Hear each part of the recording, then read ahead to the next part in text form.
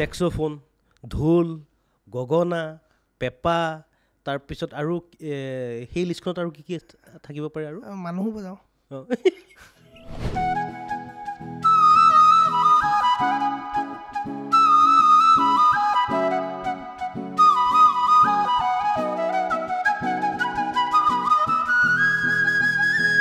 কুকু কুকুলিৰে মাত শুনিলে দেহা পৰে হাত, ঢোলে গৰজিলে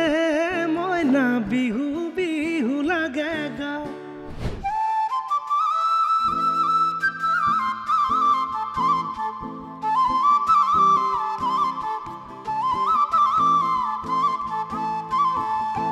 যিটো বাঁহীৰ সুৰ বজাইছিলে সেই বাঁহীৰ সুৰত 1600 গোপিনী মানে বাঁহীৰ সুৰত মতলীয়া হৈছিলে। বাঁহীৰ সুৰত বুলি নহয়, শ্ৰীকৃষ্ণই বজোৱাৰ কাৰণে, শ্ৰীকৃষ্ণৰ আমি বজালে নহয়।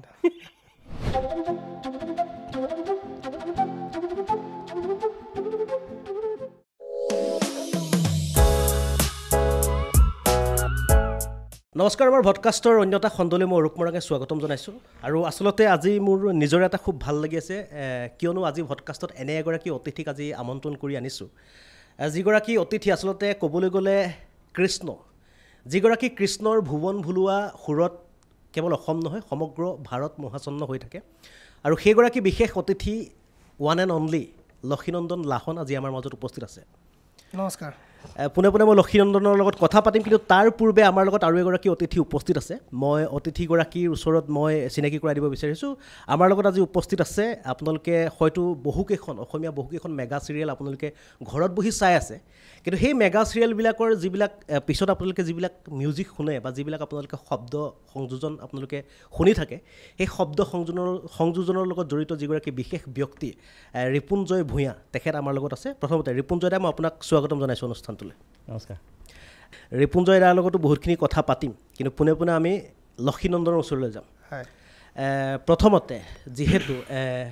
এনেকুৱা এটা বৃত্তিৰ লগত জড়িত হৈ পৰিছে এতিয়া লাহে লাহে, কিন্তু প্ৰথম পৰ্যায়ত লক্ষীনন্দনৰ এগৰাকী বাঁহীবাদক বা এগৰাকী তেনেধৰণৰ সুৰকাৰ হোৱাই লক্ষ্য আছিল নে কি আছিল লক্ষ্য? প্ৰথমতে মই ধন্যবাদ জনাইছোঁ আপোনালোকক ষ্টুডিঅ'লৈ নিমন্ত্ৰণ জনোৱাৰ কাৰণে। আৰু আপুনি সুধিলে লক্ষ্যটোৰ কথা ষ্টাৰ্টিঙত, মোৰ লক্ষ্য একো নাই জীৱনত, ভাল লগা কামবোৰ কৰি যাওঁ, সেইটোৱে সিমানেই। তাৰপিছত বাঁহী যেতিয়া আৰম্ভ কৰিছিলে, বাঁহীটো কেনেকুৱা পেচা আছিল নে প্ৰথমত নিচা আছিল? বাঁহীটো ভাল লগা বস্তু আছিল, মই শুনি ভাল পাওঁ, যেনেকৈ আপুনি ভাল পায় বা বিভিন্নজনে ভাল পায় তেনেকৈ শুনি ভাল পাওঁ বাঁহীটো। গতিকে বাঁহীটো শুনিবলৈ এতিয়া বেলেগ এজন বাঁহী বজোৱা মানুহটো মই ওচৰত থাকিব নোৱাৰে বা নাই, গতিকে মই নিজেই বজাই নিজকে আমোদ দিবৰ কাৰণে তেনেকৈ বজাইছিলোঁ, তেনেকৈ আৰম্ভ কৰিছিলে। আৰু তাৰপিছত লাহে লাহে এতিয়া এই বাঁহীৰ শব্দ, বাঁহীৰ সুৰ সমগ্ৰ ভাৰতত বিয়পি পৰিছে। এনে এটা সুৰ হয়তো অসমীয়া মানুহে, ভাৰতৰ প্ৰতিগৰাকী লোকে সেই সুৰ আপোনালোকে শুনিছে, ক'ৰবাত নহয় ক'ৰবাত আপোনালোকে শুনিছে, ক'ৰবাত মন্দিৰত শুনিছে, কেতিয়াবা আপোনালোকে ৰাতিপুৱা বজাই আপোনালোকে সেই বাঁহীৰ সুৰ শুনিছে, যিটো কৃষ্ণৰ যিটো বাঁহীৰ সুৰ, সেই বাঁহীৰ সুৰটো আমি শুনিম, বাঁহীৰ সুৰটো আমি তেখেতে বজাই শুনাব। কিন্তু আমি অলপ কথা পাতি লওঁ, তাৰপিছত আমি লাহে লাহে আমি বাঁহীৰ সুৰলৈ যাম। কিন্তু আৰু এটা কথা, লক্ষীনন্দনে ক'বলৈ যে বাঁহীয়ে বজায় এনেকুৱা নহয়, লক্ষীনন্দনৰ খুব এটা শুৱলা কণ্ঠ আছে, খুব সুন্দৰকৈ গানো গাব পাৰে। ক'ব নোৱাৰি, এতিয়া অন প্ৰচেছ আছে, প্ৰেক্টিছ চলি আছে। কিন্তু গান কিন্তু খুব ধুনীয়া গোৱা আমি দেখিছোঁ, বিভিন্ন ধৰণৰ সময়ত ছ'চিয়েল মিডিয়াত দেখিছোঁ, আমি বিভিন্ন ধৰণৰ শ্ব'জবিলাকত দেখোঁ, খুব ধুনীয়া গান গোৱা, সেইবিলাকতো আমি দেখিছোঁ, গানো শুনিম। কিন্তু প্ৰথমতে এই যাত্ৰা, বাঁহীৰ যিটো যাত্ৰাটো ক'ৰ পৰা আৰম্ভ হ'ল? তেনেকৈ একজেক্টলি ক'ব নোৱাৰি। মই আচলতে কথা পাহৰা মানুহ, বহুত বেছি স্মৃতিশক্তিটো নাই, একেবাৰে পাহৰোঁ, কিন্তু সংগীতৰ বস্তুবিলাক মনত থাকে। আৰু তো আৰম্ভণি বুলি ক'বলৈ গ'লে একেবাৰে সৰুৰ পৰা ক'ব গ'লে আনুষ্ঠানিক শিক্ষাটো যদি বাদ দি কিনি আমি যদি প্ৰথমৰ পৰা যাওঁ, একেবাৰে ক'ৰ পৰা মানে বাঁহীৰ প্ৰতি ৰাপ আহিল বা বাঁহীটো কেনেকৈ ভাল লগা হ'ল, সেইটো যদি ক'বলৈ যাওঁ, তেতিয়া মোৰ ঘৰ ডিব্ৰুগড় ডিষ্ট্ৰিক্টৰ ফুলামপুৰ, নগাঁৱত মোৰ ঘৰ, ফুলামপুৰ গাঁও। তো তাত আমাৰ ঘৰৰ সন্মুখত এটা দীঘল পদূলি আছে, এজোপা নাহৰ আছে, এজন খুৰা আছে মোৰ। মই সৰু যেতিয়া থাকোঁ, মই একো বুজি নাপাওঁ, তেতিয়া স্কুলো যোৱা নাই, মানে ককাৰ কোচত কোলাত বহি থাকোঁ পিৰালিত। তেতিয়া সেই খুৰাজনে মানে বাঁহী বজায় নাহৰ জোপাৰ তলত। তেওঁ অকণ দূৰ হয়, দূৰৰ পৰা ৰিণিকি ৰিণিকি শুনাৰ যিটো বাঁহীৰ মজাটো আছে, সেই বাঁহীৰ শব্দটোৱে তেতিয়াই মানে আকৰ্ষিত কৰিছিলে সেই সময়তে। প্ৰথম ভাল লগা বাঁহীটোক ভাল পাবলৈ শিকাৰ মানে যিটো হেৰি ইনচিডেণ্টটো সেইটোৱে মানে তাতে তেনেকৈ ভাল লাগিছিল তাৰপিছত বাকীবিলাক বেলেগ বেলেগ লাহে লাহে শিকা মেলা এইবিলাক বেলেগকৈ হৈছে আৰু পাছত বেছি গুৰুত্ব দিয়া পাছত হৈছোঁ আৰু প্ৰথম ভাল লাগিছিলে তেতিয়া মানে জীৱনৰ প্ৰথম বাঁহী মাত তেনেকৈ শুনিছিলোঁ যেতিয়া গাঁৱত মানে ককাৰ কোলাত থাকোঁতে তাৰপিছত তেনেকৈ লাহে লাহে নিজে বজোৱা আৰম্ভ কৰিলে ককা মানে তেতিয়া ককা ৰাগজাতৰ ওজা আছিল আমাৰ মায়ামৰ সম্প্ৰদায় তাত মানে তেওঁ ৰাগজাতৰ ওজা আছিল তেওঁ ৰাগজাত শিকায় তেতিয়া কোলাত বহাই লৈ এনে সাধাৰণতে নিচুকনি গীত গায় তেওঁ মানে তেতিয়া ৰাগজাত গাই শুনায় তো শুনি তেনেকৈ থাকোঁ যেতিয়া তেওঁ খুৰাজনে বাঁহী বজায় তেতিয়া তেওঁ মনে মনে কৈ দিয়ে তেতিয়া মই বাঁহী শুনো মানে তো তেনেকৈ আৰম্ভণি হৈছিলে বাঁহী শুনা বা বাঁহীৰ সুৰটো ভাল লগাৰ তাৰপিছত বাঁহীৰ সুৰটো ভাল লাগিল শেষত নিজে বাঁহী বজোৱা আৰম্ভ কৰিলে হয় আৰু সেই বাঁহীৰ সুৰত বিভিন্ন জনক বুলি নকওঁ বিভিন্নগৰাকীক মতলীয়াও কৰিছে নাজানো কিমানটো হৈছে কিন্তু মানুহে যথেষ্ট মৰম দিছে সেইটো সেইখিনি পাইছোঁ নিশ্চয় আমি শুনি থাকোঁ ভাল লাগে বাঁহীৰ আৰু যিহেতু আমাৰ অসমীয়া এনে এগৰাকী যুৱক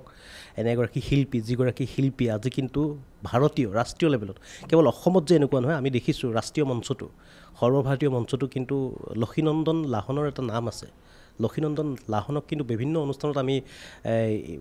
বাঁহীৰ সুৰ দিয়া আমি বিভিন্ন সময়ত দেখিছোঁ কেতিয়াবা লাইভ ষ্টেজতে হওক বা পাপনদাৰ লগতো বিভিন্ন সময়ত লাইভ ষ্টেজত পাৰফৰ্মেঞ্চ কৰা দেখিছোঁ পাপনদাৰ লগত বহু জেগাত গৈছে চাগে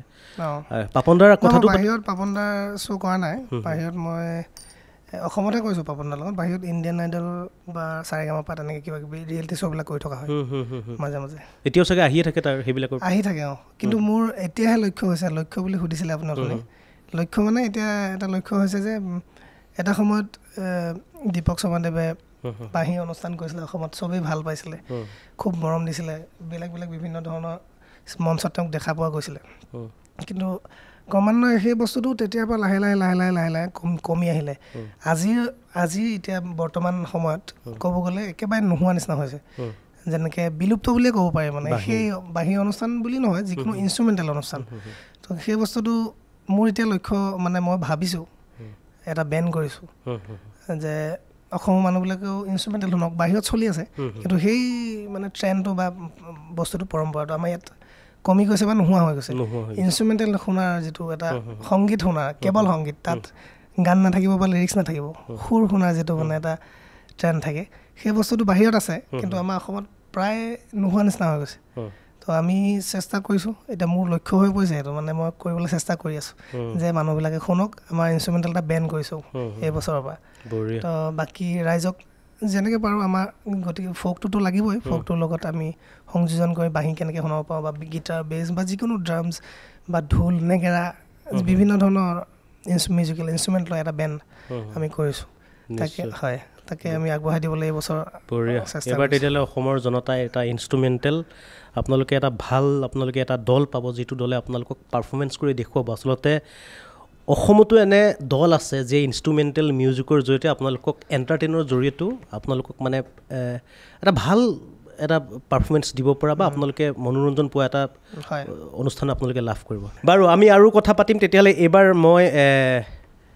প্ৰথমতে এইবাৰ এতিয়া যিহেতু বাঁহীৰ কথা পাতি আছোঁ এইবাৰ এটা ভাল যদি বাঁহীৰ সুৰ এটা যদি আমি শুনাই দিয়ে মানে খুব উদ্গ্ৰীৱ হৈ আছোঁ শুনিবৰ কাৰণে বিহুৱে হওক বা আমাৰ ভক্তিমূলকে হওক যেনেধৰণৰ এটা সুৰ আৰু ভাল লগা এটা সুৰ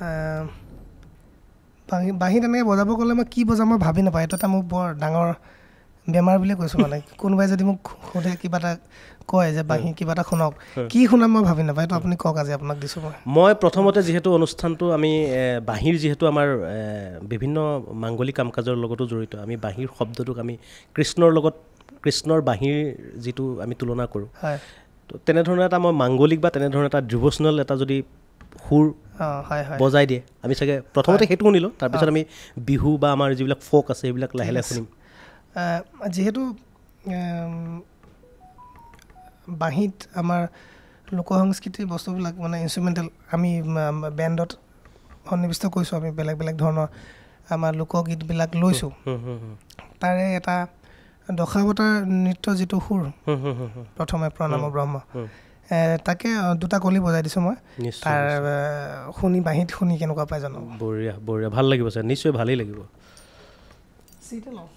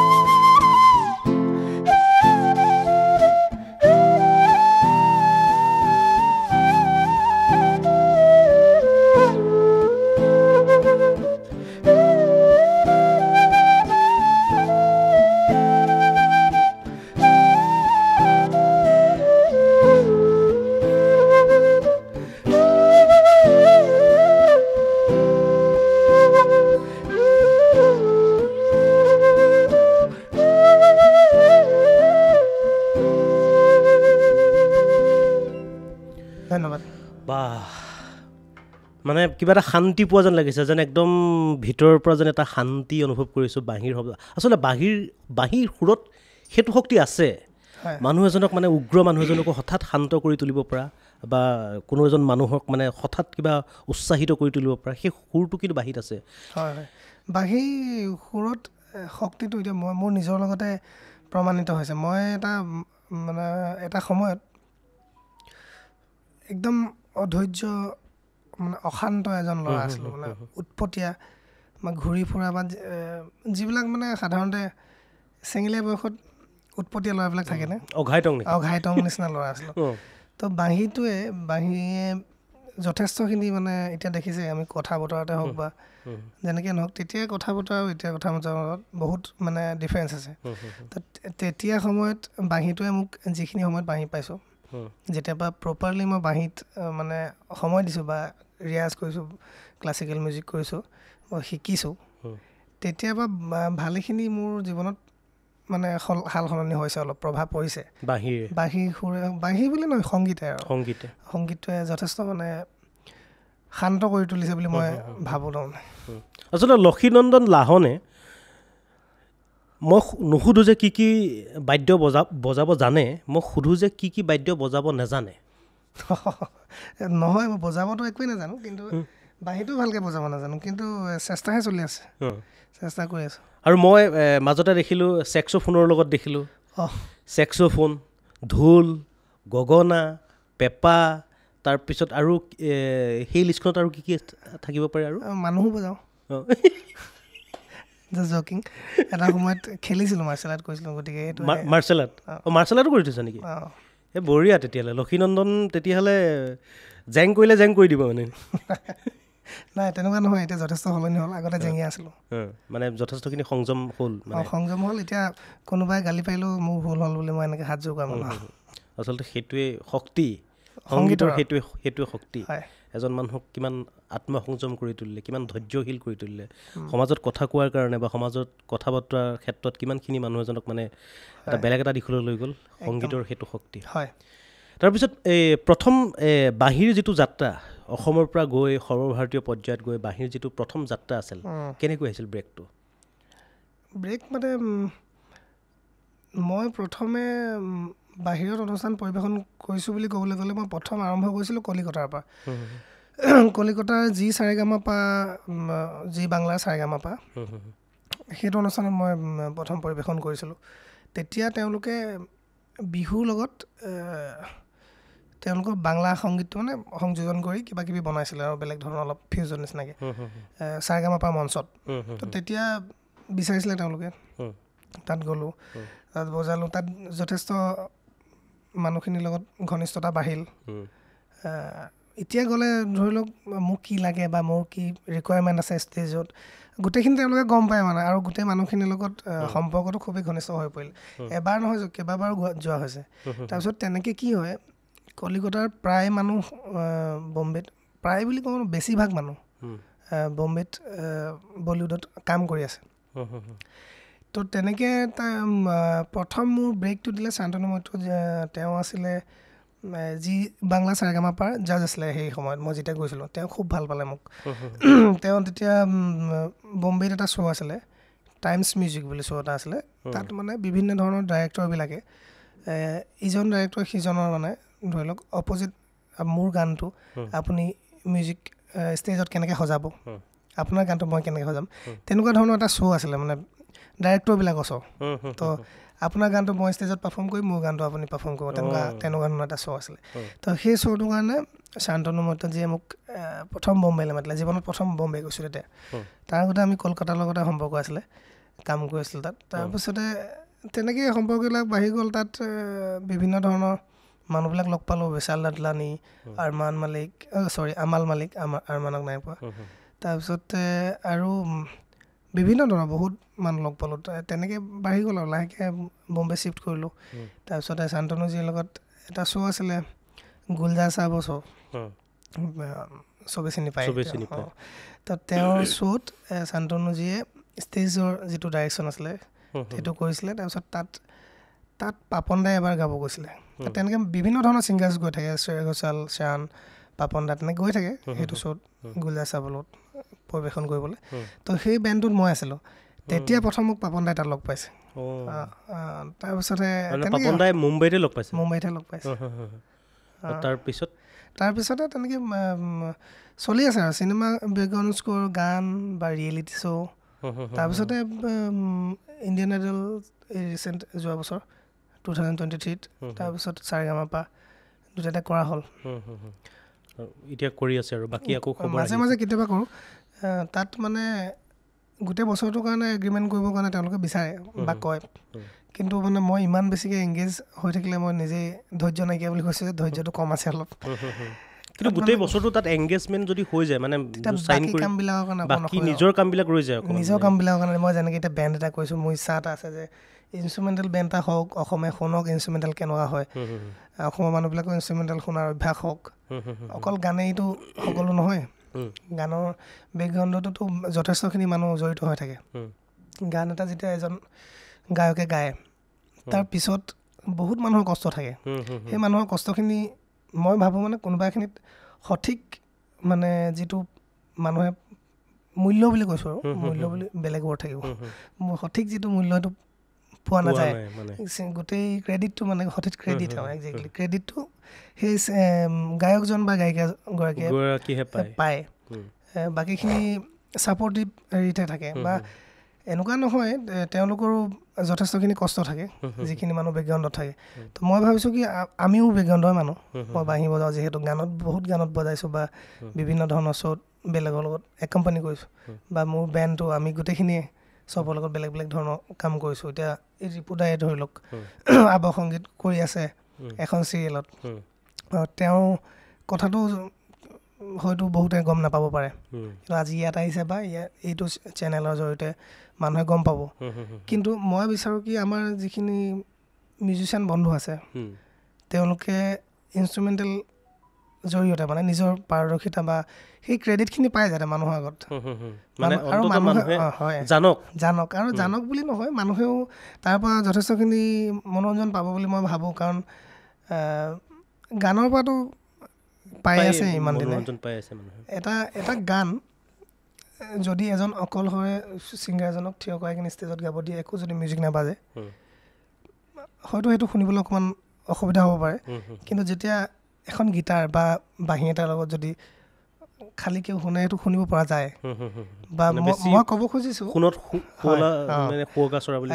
সেই মই ক'ব খুজিছোঁ যে এটা গানক যেনেকৈ সজাই তোলা হয় যিমান ছাপৰ্ট দিয়া হয় সেই ধৰণে ক্ৰেডিটটো অলপ কম পোৱা যায় মানে গানত মই এতিয়া আগতে গুৱাহাটীত যেতিয়া আছিলোঁ তেতিয়া যথেষ্ট গানত বজাইছোঁ তলত নামটো নিদিয়ে তাৰমানে নামটো দিবলৈ অসুবিধা হয় এনেও মানুহে ডিছক্ৰিপশ্যন খুব কমেই পঢ়ে আজিকালি পঢ়া হৈছে কিন্তু সেই বস্তুটোকে মানে সেই ক্ৰেডিটটো পাব আৰু মানুহে ইনষ্ট্ৰুমেণ্টেল শুনাৰ অভ্যাস এটা হ'ব আৰু মানুহৰ নতুন এটা বস্তু নতুন নহয় আগতে কৰি গৈছে দিৱস সমাদেৱে কৈছোঁৱে দেখোন কিন্তু মানে সেই অভ্যাসটো আকৌ ঘূৰি আহিব বেলেগ ধৰণৰ অলপ মনোৰঞ্জন এটা পাব বুলি মই ভাবোঁ এতিয়া মানে ব্ৰেণ্ডটো এনেকুৱা হ'ব মানে এটা মডাৰ্ণ আৰু মানে তাত গোটেইখিনি থাকিব মানে মানে মই বেণ্ডটো এনেকুৱা ধৰণৰ মডাৰ্ণ বুলি নহয় মই আমাৰ অসমৰ কাৰণে দুটা ছেটআপ বনাইছোঁ মই এটা বাহিৰৰ কাৰণে অলপ বেলেগ ধৰণৰ গান অসমৰ কাৰণে আমাৰ লোকগীতবিলাক লৈ আৰু লোকগীতবিলাকক কেনেকৈ আমি ভাল বিভিন্ন ধুনীয়াকৈ আমি কেনেকৈ মানুহৰ আগত আগবঢ়াই দিব পাৰোঁ যেনেকৈ পাপন দাই ধৰি লওক ঝুমুৰটো কেনেকৈ আগবঢ়াইছিলে MTV কোক ষ্টুডিঅ'ত সেইটোতো ঝুমুৰে ফ'কে হয় বা আমাৰ খগেন গগৈদেৱে কেনেকৈ বিহু এটা তাত পাপন দাই মিউজিকখিনি সজাইছিলে তো সেই বস্তুবিলাক মানে গোটেইটো দেখে ভাল পাইছে সেই বস্তুটো কাৰণ মিউজিকটো বেলেগ ধৰণে সজাই দিছে বা সেই আমাৰ ফ'কটোকে মানে তো আমি তেনেকুৱা ধৰণে চেষ্টা কৰিছোঁ যে আমাৰ ইনষ্ট্ৰুমেণ্টত ফ'কবিলাক আমাৰ লোকগীতবিলাকে লৈছোঁ তাকে আমি কেনেকৈ ধৰণে ৰিফাইন কৰি ধুনীয়া কৰি মানুহৰ আগত পৰিৱেশন কৰিব পাৰোঁ সেইটো তাৰে চেষ্টা এতিয়া চৰ্চা চলি আছে নে মানে প্ৰেক্টিচটো চলি আছে আমি অকণমান কেইখনমান আমি শ্ব' কৰাও হ'ল এখন বাহিৰত মধ্যপ্ৰদেশত কৰা হ'ল হৈ গ'ল মধ্যপ্ৰদেশত কৰা এখন অলপ বেলেগ ধৰণৰ শ্ব' সেইখন অলপ বলিউড নিচিনাকৈ যায়গৈ গানবিলাক আৰু অসমত এখন শ্ব' কৰিলোঁ আমি শিৱসাগৰ শিৱদৌলৰ মুখত মানে সন্মুখত তাত অলপ এই লোকগীতবিলাক লৈ আমি গোটেই অনুষ্ঠানটো কৰিলোঁ তো সেই তাৰ অলপ আমি পাম নেকি এতিয়া অকণমান আমি দৃশ্যাংশ নহয় এতিয়া অলপ যদি আমি তেনেকুৱা ধৰণৰ সুৰ যদি এটা শুনিলোঁ হয় আপুনি অলপ আগতে শুনি গ'ল আমি দশাৱতাৰ নৃত্য কিন্তু এতিয়া আমি চিম্পলকৈ বজাইছোঁ কাৰণ মোৰ গোটেই মেম্বাৰ্ছখিনি নাই গোটেই মেম্বাৰ্ছখিনি থাকিলে মানে আমি বেলেগ ধৰণে সজাই লৈছোঁ এতিয়া ৰিপুদাই বেছ বজায় কিন্তু আজি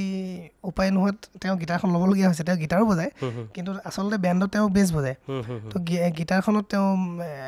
মানে এটা ছাপৰ্ট দিবৰ কাৰণে গীটাৰখন লৈ দিছে কিন্তু যদি আমি গোটেই মেম্বাৰ্ছখিনি থাকোঁ তেতিয়া পৰিৱেশনটো কৰিবলৈ ভাল হয় বেলেগ ধৰণৰ শুনিব তেতিয়া চাউণ্ডটো কিন্তু একেই আমি ফ'কবিলাকে এতিয়া যদি খালীকৈ বজাওঁ ফ'কটো ফ'কেই তো সেনেকুৱাই শুনিব অলপ আগত আমি দশাৱতাৰ যিটো কৈছোঁ তাকো আমি বেলেগ ধৰণে অলপ সজাই লৈছোঁ আমাৰ এটা এতিয়া এটা স্থানীয় যদি ফ'ক মানে আমাৰ যি লোকেল ফ'ক এটা যদি আমি শুনিব বিচাৰোঁ মানে বিয়ানামেই হওক লোকগীতেই হওক টোকাৰী গীতেই হওক দেহ বিচাৰ গীতেই হওক তেনেকুৱা এটা শুনাব পাৰিবা নেকি এটা বিয়ানাম এটা শুনাই দিয়া বিয়ানাম ছুটিকৈ অকণমান বজাই দিছোঁ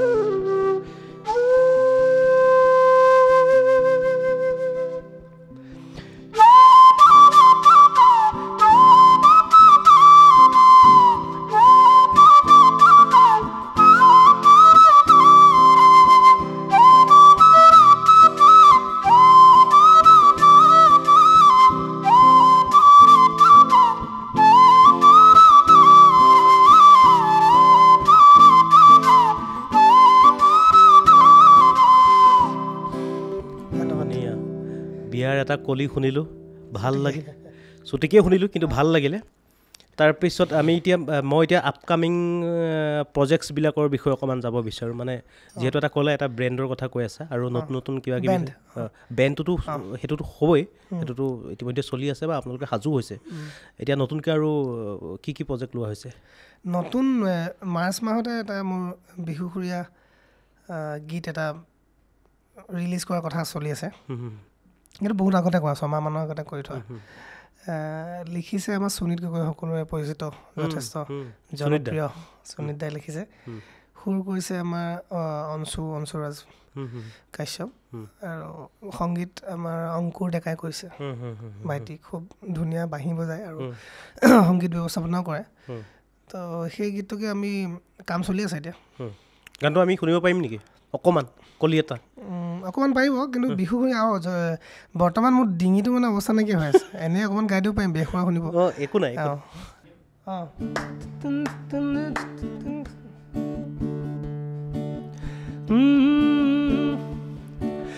কুকু কুকুলি ৰেমা কুকু কুকুলি ৰেমাত শুনিলে দেহা পৰেহাত ধুলে গৰজিলে মইনা বিহু বিহু লাগে গা কুকু কুকুলি ৰেমাত শুনিলে দেহা পৰেহাত ধুলে গৰজিলে মইনা বিহু বিহু লাগে গাত মন লাগি সঁচাকে যায় তোৰে লাই পাহি দেহাতি চাই সদিয়া ধুবুৰী তোৰে মান শুৱনি বিচাৰি পাবলৈ নাই থেংক ইউ বঢ়িয়া যথেষ্ট মাতটো ভাগি আছে তথাপিও আমি ভাল শুনিছোঁ কিন্তু আৰু ৰেকৰ্ডিং কমপ্লিট হোৱাৰ পিছত যেতিয়া ওলাই আহিব মুক্তি পাব ৰেকৰ্ডিংটো হৈ আছে আগতীয়াকৈ খালি এতিয়া মিক্সিঙৰ কামে বাকী আছে অলপ মিক্স হ'লে হৈ যাব দৰ্শকে শুনিলে যে কিমান শুৱলা কণ্ঠৰ অধিকাৰী শুৱলা বুলি এতিয়া নকওঁ বৰ্তমান না আমি সেইটো আমি গ্ৰহণ কৰিম যে শুৱলা হয়নে নহয় আমি গ্ৰহণ কৰিছোঁ শুৱলা হিচাপে আমি শুনি আছোঁ আগৰ পৰা শুনি থাকোঁ গান আমি ছ'চিয়েল মিডিয়াত দেখি আছোঁ তাৰপিছত এইবাৰ এটা এনেকুৱা এটা বেলেগ এটা বিষয় লৈ আহিছোঁ যিহেতু শ্ৰীকৃষ্ণই যেতিয়া বাঁহী হাতত লৈছিল 1600 গোপিনীও মানে চঞ্চল হৈ গৈছিল চঞ্চল হৈ পৰিছিল এতিয়া আমাৰ লক্ষীনন্দনে যেতিয়া বাঁহীত সুৰ দিয়ে বাঁহীত যেতিয়া ফু মাৰে আমি এতিয়া লক্ষীনন্দনৰ গোপীৰ কথালৈ আহিম মই প্ৰথমতে কওঁ যে শ্ৰীকৃষ্ণৰ তুলনাটো মোৰ লগত মানে মই ভগৱান নহয় গতিকে সেইকাৰণে মোৰ লগত কোনো বলীয়া নহয় বাৰু এইটো গোপীৰ কথা নাহেই বাৰু এইটো দূৰতে ভগৱানৰ লগত তুলনা কৰিলে বেয়া কথা এইটো নাই তুলনা কৰা নাই মানে তেখেত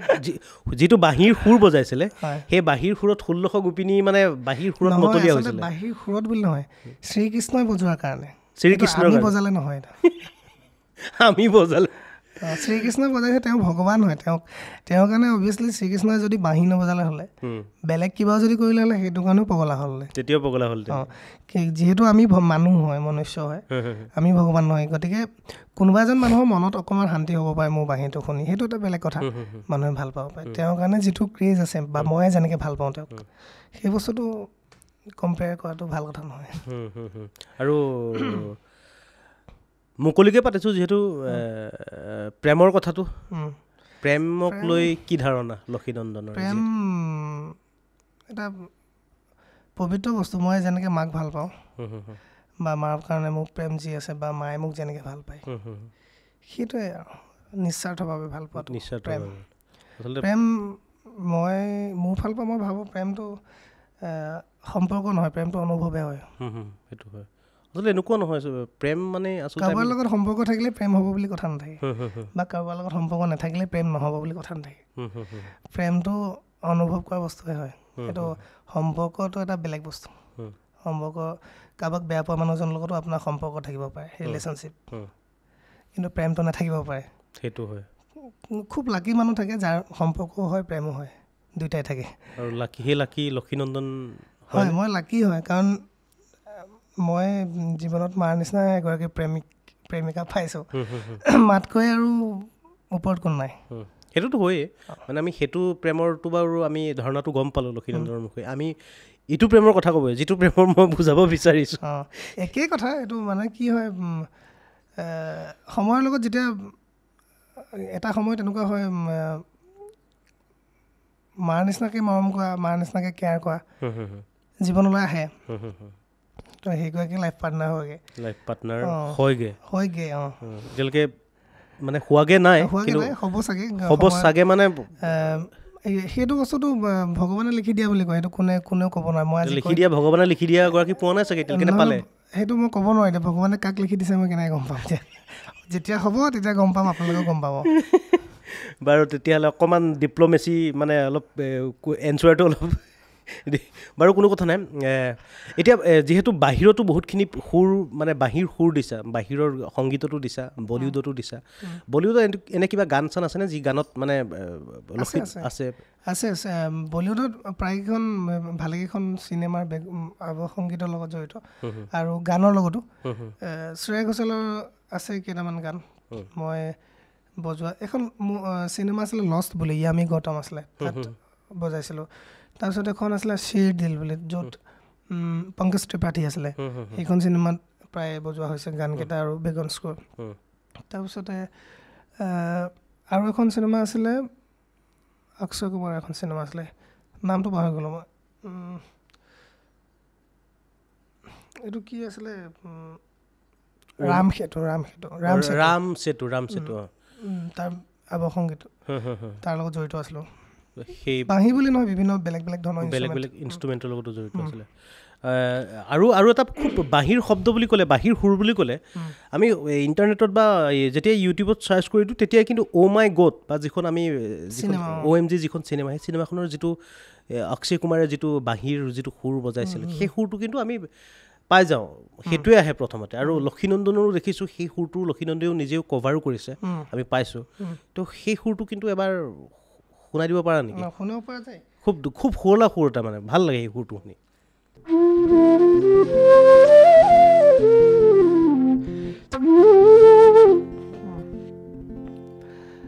OMG থিমটো মই অকণমান বজাই দিছোঁ মোৰ ধৰণে মই যেনেকৈ পৰিৱেশন কৰোঁ মানুহৰ আগত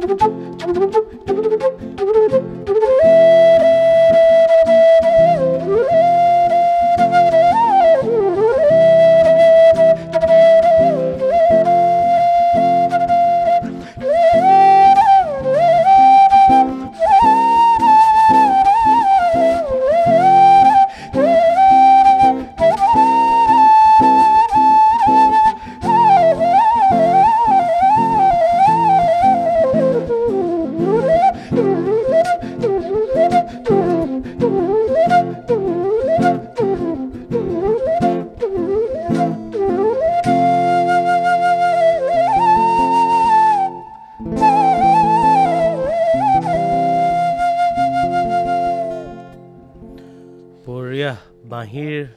মানে যিটো শব্দ যিটো সুৰ আমি শুনি থাকোঁ সেইটোৱে সুৰ বহুতে ভাবিছে চাগে এইটো সুৰ চাগে এক্টিং কৰি নহয় সেইটোৱে আমি সেইটো যিটো শুনিছোঁ সেইটোৱে বজাইছে ইয়াতে লাইভ পাৰফৰ্মেঞ্চ ভাল লাগিছে আৰু এতিয়া বাঁহীৰ আমি অকণমান টেকনিকেল ফৰ্মলৈ আহিম টেকনিকেল ফৰ্ম মানে কি হ'ল সাধাৰণতে বহু মানুহে নাজানে যে বাঁহীৰ বনাবৰ কাৰণে বাঁহৰো বহু কথা থাকে নেকি থাকে বাঁহৰ বহুত কথা থাকে মানে বাঁহটো চিলেকশ্যন কৰাৰ ওপৰত কথা বেলেগ ধৰণৰ জাতিৰ বেলেগ বিভিন্ন প্ৰকাৰৰ বাঁহ থাকে মই শিকা মতে আৰু মই জনামতে মোৰ মতে যিটো পাহাৰৰ পৰা জুৰি যিটো বৈ আহে তাৰ খুব কম জেগাতে হয় অসমত হয় প্ৰায় জেগাত সেই তাৰ পাৰত পানী যিটো সোঁত থাকে তাৰ পাৰত যিখিনি বাঁহ দীঘল হয় সেই বাঁহখিনি বাঁহৰ কাৰণে বেছি বাঁহীৰ কাৰণে বহুত ভাল বুলি কয় সেইখিনি বাঁহেই মানে বা এনেকুৱা নহয় বোলে জাতি বা ভলুকা বা হেৰি বিজুলী বা তেনেকুৱা কোনো কথা নাই এনেকুৱা কথা নাই আৰু ভলুকা বাঁহৰ পৰাটো নোৱাৰি বাৰু মই নাজানো সেইটো কাৰণ ভলুকা বাঁহৰ পৰাটো বাঁহী নহ'ব ভলুকা বাঁহৰ পৰা বেলেগ বস্তু হ'ব বাঁহীটো সেই তেনেকুৱা ধৰণৰ পাতল হ'ব লাগে যিমান পাতল হয় সিমান ভাল আৰু সেই আৰু বাঁহটো ট্ৰিটমেণ্টৰ ওপৰত কথা আছে বাঁহ কাটি অনাৰ পিছতহে আচল মানে কামটো হয় বাঁহটোৰ লগত ইমান বেছি কথা নাই মানে সেইখিনি বাঁহ কাটি আনি তাকে বিভিন্ন প্ৰকাৰে বহুত সময় লৈ কিনি বেলেগ বেলেগ প্ৰচেছ আছে যেনেকৈ বাঁহটো এনেকৈ শুকান জেগাত ছাঁহত ৰাখি কিনি শুকুৱাব লাগে 2-3 মাহ যেতিয়া সেই সেউজীয়াটো বাঁহটোৰ পৰা নাইকিয়া হৈ যায় হালধীয়া হৈ যায় যেনেকৈ বাঁহীটো এইটো হালধীয়া যেতিয়া হৈ যায় তাৰপিছত সেই বাঁহটো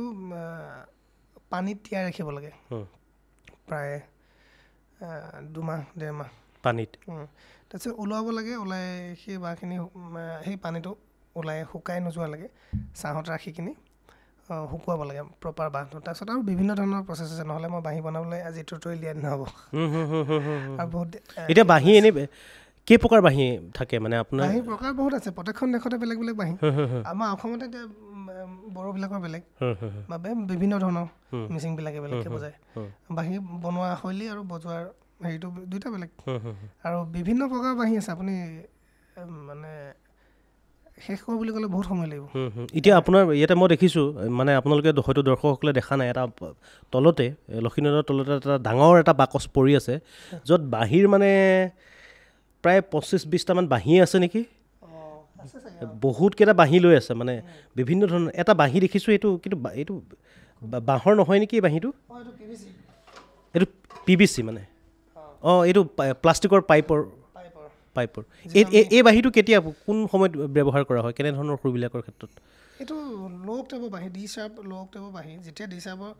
কিছুমান গান ধৰি লওক ডিভ'চনেল কিছুমান গান থাকে নহ'লে বা ডুৱেল অক্টেভ যেতিয়া বজোৱা হয় আমাৰ প্ৰায় আমি বিহু গীতবিলাকত যিবিলাক অঞ্জনা জানমণিৰ দিনৰ পৰা শুনি আহিছোঁ কিন্তু বাঁহীটো শুনো আমি হাই অক্টেভ কিন্তু তাৰ তলতো এটা লেয়াৰ থাকে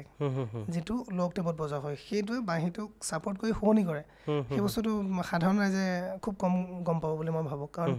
এইটো বেকগ্ৰাউণ্ডত থকা বস্তু কমাই ৰখা হয় তাক কিন্তু সেই তেনেকুৱা ধৰণৰ বস্তুবিলাকত ব্যৱহাৰ হয় বা কেতিয়াবা ইম'চনেল চিনবিলাকত বেকগ্ৰাউণ্ড স্ক'ৰ তাত ব্যৱহাৰ হয় নহ'লে ভক্তিমূলক মানে একদম যিটো আমি ল' স্কেলত যে যিটো শুনো সেইটো সুৰৰ কথা কৈছে নেকি একদম সেইটো কাৰণে এই বাঁহীটো মানে বেছি উপযোগী বা এনেধৰণৰ বাঁহীবিলাক ভাল বেছি ধুনীয়াকৈ বঢ়িয়া বাঁহীৰ কথা আমি নজনা কথা বহুত গম পালোঁ আজি বাঁহী গম পোৱা নাছিলোঁ আচলতে বাঁহী আমিতো আৰু বাঁহ এডালে দেখোঁ সেইডালকে বজাই থকা দেখোঁ কিন্তু বাঁহীৰো বহুত প্ৰকাৰ আছে এইবাৰ আমি এটা যিহেতু বিহু আহি পাইছে আমি কুলিৰ মাত শুনি আছোঁ গাত অলপ হাতখন লাগিছে নিৰ্বাচনো আহি আছে তাৰ মাজতে বিহু পাতিব লাগিব নিৰ্বাচনো পাতিব লাগিব তো নিৰ্বাচনৰ কথা সুধিম নিৰ্বাচন মানে কি প্ৰতিগৰাকী মানুহৰ আমি এটা এনেকুৱা এটা ব্যৱস্থাৰ লগত জড়িত হৈছোঁ যিটো ব্যৱস্থাক বাদ দি আমি কেতিয়াও নিজকে আমি সম্পূৰ্ণ বা আমি সামাজিক জীৱ হিচাপে কেতিয়াও সম্পূৰ্ণ নহয় তো নিৰ্বাচনৰ কথাটো যিহেতু হৈছে নিৰ্বাচনৰ কথাটোৱে পাতিছোঁ নিৰ্বাচনৰ পিছতেই বিহুৰ পিছতে নিৰ্বাচন এই নিৰ্বাচন প্ৰচেছটোক লৈ বা এই সমাজ ব্যৱস্থাটোক লৈ আজিৰ ৰাজনৈতিক ব্যৱস্থাটোক লৈ লক্ষীনন্দনৰ ব্যক্তিগতভাৱে কি ভাবে মই ডাঙৰ প্ৰশ্ন সুধিলে মই নিৰ্বাচনৰ পৰা মানে এইবিলাক বস্তুৰ পৰা অকণমান আঁতৰিয়ে থাকোঁ মই সংগীতৰ মাজত সোমাই থকা মানুহ অধ্যয়নটো খুব কম যিহেতু যি টি কথা কৈও লাভ নাই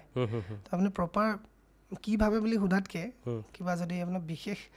পইণ্ট যদি আছে তেতিয়া সুধিব পাৰে মোৰ যদি পইণ্ট একো নাই মই জাষ্ট সুধিলোঁ যিহেতু আমি এটা ব্যৱস্থাৰ লগত জড়িত আছোঁ আমি ভোটো দিব লাগিব বিহু পাতিব লাগিব সেই বস্তুটো সেইটো এটা কমপ্লিকেটেড বুলি ক'ব পাৰি এতিয়া একো নাই চব নিজৰ নিজৰ জেগাত বেলেগ বেলেগকৈ হৈ থাকিব কথা নাই ইলেকশ্যন হৈ থাকিব বিহু হৈ থাকিব বাৰু ইলেকশ্যনৰ কথাটো যিহেতু পাতিলোৱে বিহুৰ পিছত ইলেকশ্যন তো ইলেকশ্যনৰ আগত বিহু তো সেইটো কাৰণে আমি ইলেকশ্যনৰ কথাটো পতাৰ আগতে বা বিহুৰ মাত এটা আকৌ শুনো যিহেতু বিহু আহি আছে বিহুৰ এটা ভাল এটা বিহু সুৰীয়া যদি বাঁহীৰ সুৰ আজি কিন্তু মই বেয়া নাপাব লক্ষীনন্দনক মই আজি যথেষ্ট কিন্তু সুৰ সাজু হৈ নাছিলে আহিছিল বাঁহী আনিছিল কৈছিল যে আজি বেছি কথা নাপাতো আমি আজি সুৰ মানে কথা বেছি পাতিম আজি বাঁহী চাহী বা গান চান কমকৈ গাম কিন্তু মই এতিয়া এনেকুৱা হৈছে মানে ইটোৰ পিছত বাঁহীয়ে শুনি আছোঁ গানেই গৈ আছোঁ দৰ্শকে যাতে আমনি নাপালে হয় পাছত নাই দৰ্শকে আমনি কেতিয়াও নাপায় ইহঁতে কমেণ্টত দিবই চাগে আপোনালোকে লিখিবই বা লিখিছেই কমেণ্টত যে সেই আৰু লাগে বুলি বাৰু এবাৰ বিহুৰ এটা বাঁহীৰ বিহু মই সৰুতে যেতিয়া আমাৰ গছতলৰ বিহু হয় আমাৰ ডিব্ৰুগড় প্ৰায় কিছুমান জেগাত এইটো নোহোৱা নিচিনাই হৈছেগৈ আজি আমাৰ গাঁৱত হয় গছতলৰ বিহু ফুলামপুৰ গাঁৱত আৰু বিভিন্ন গাঁও আছে বেলেগ বেলেগ য'ত হয় তো আমি গছতলৰ বিহু চাবলৈ যাওঁ তেতিয়া ছোৱালীবিলাকে গোৱা দুটামান সুৰ মোৰ মনত পৰিছে তাৰে এটা অকণমান বজাই দিছোঁ বাঁহীত লিৰিক্সটো বেলেগ হ'ব পাৰে কিন্তু বাঁহীত সুৰটো যিহেতু বিহুৱে হয় তো একে শুনিব পাৰে তো গছ তলৰ বিহুত শুনা এটা মানে সুৰ এটা অকণমান বজাই দিছোঁ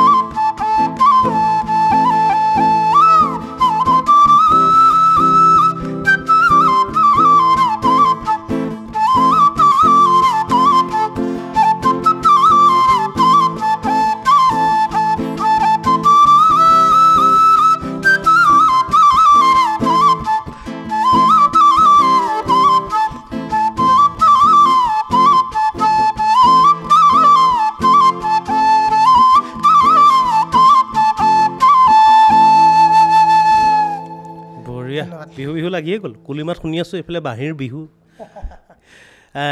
যিহেতু আমি অনুষ্ঠানটো শেষ কৰিব লাগিব অনুষ্ঠানটো আমি বেছি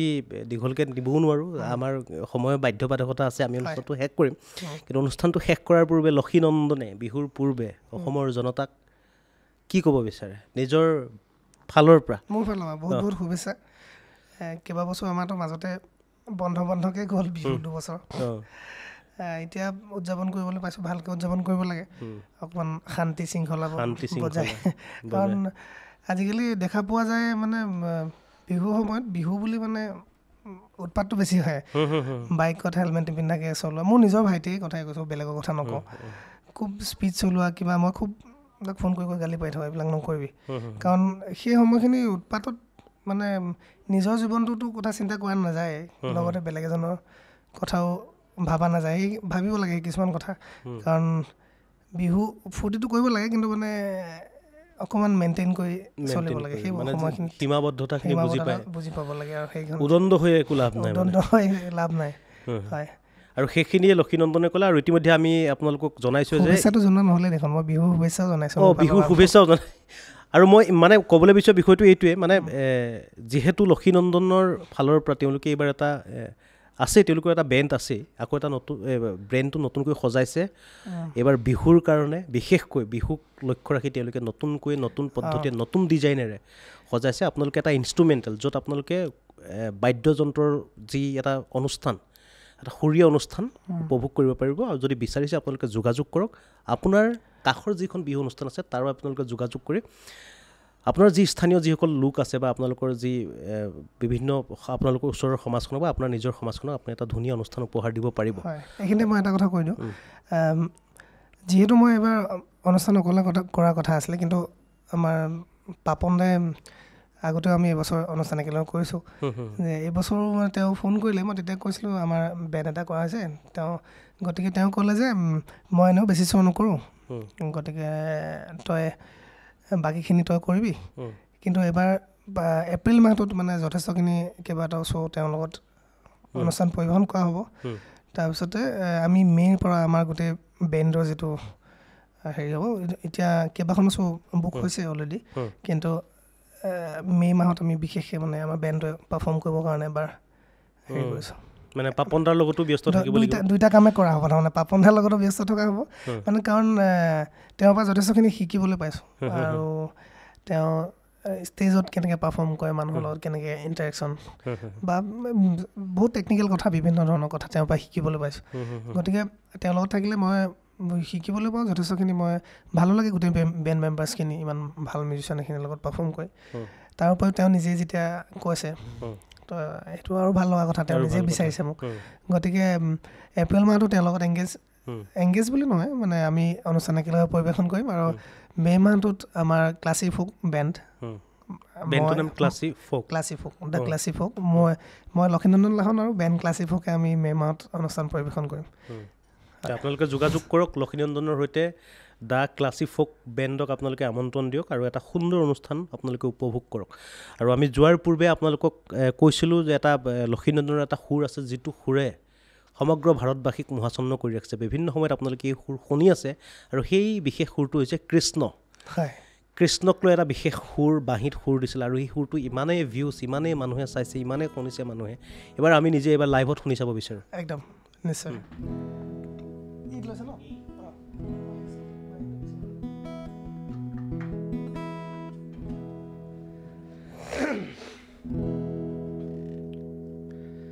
যিহেতু আমাৰ ওচৰত এতিয়া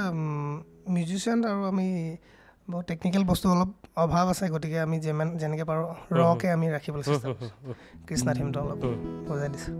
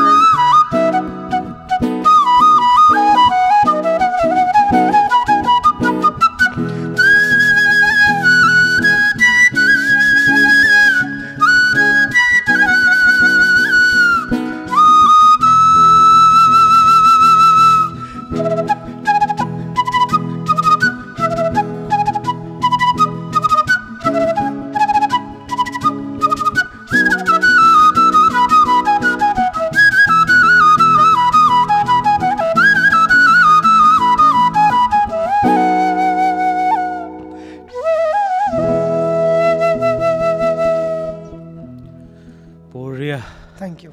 বহুলোকে জানে বহুলোকে নাজানে যিসকলে নাজানে আপোনালোকে বিভিন্ন সময়তে সুৰটো আপোনালোকে শুনি আছে কিন্তু এই সুৰৰ আঁৰত যিগৰাকী ব্যক্তিৰ প্ৰচেষ্টাত বা যিগৰাকী ব্যক্তিৰ সৃষ্টিশীল চিন্তাৰে যিটো সুৰ সৃষ্টি হ'ল সেই ব্যক্তিগৰাকী হৈছে এইগৰাকী সৃষ্টিটো মই নাই কোৱা বাৰু আৰু এয়া আছিল লক্ষীনন্দন লাহন আৰু আপোনালোকে হয়তো চাই নিশ্চয় আজি এই অনুষ্ঠানটো ভাল পালে যিহেতু ময়ো ব্যক্তিগতভাৱে আজি অনুষ্ঠানটো লক্ষীনন্দন লাহনৰ লগত আৰু আমাৰ আছে তেখেত আছে মই ৰিপুঞ্জয় ভূঞা ৰিপুঞ্জয় মই আপোনাৰ নামটো পাহৰি গৈছিলোঁ আকৌ এবাৰ ৰিপুঞ্জয় দাইৰ লগত কথা পাতি বা লক্ষীনন্দনৰ লগত কথা পাতি মই আজি নিজে সঁচাকৈ ভাল লাগিল আৰু আপোনালোকে এনেধৰণৰ যিসমূহ অনুষ্ঠানবোৰ চাবৰ কাৰণে আপোনালোকে চাই থাকক আমাৰ এই ভডকাষ্ট অনুষ্ঠানটো আৰু এই ভডকাষ্ট অনুষ্ঠানটোৰ পৰা মই অৰূপ মৰাঙে ইমানতে বিদায় লৈছোঁ ধন্যবাদ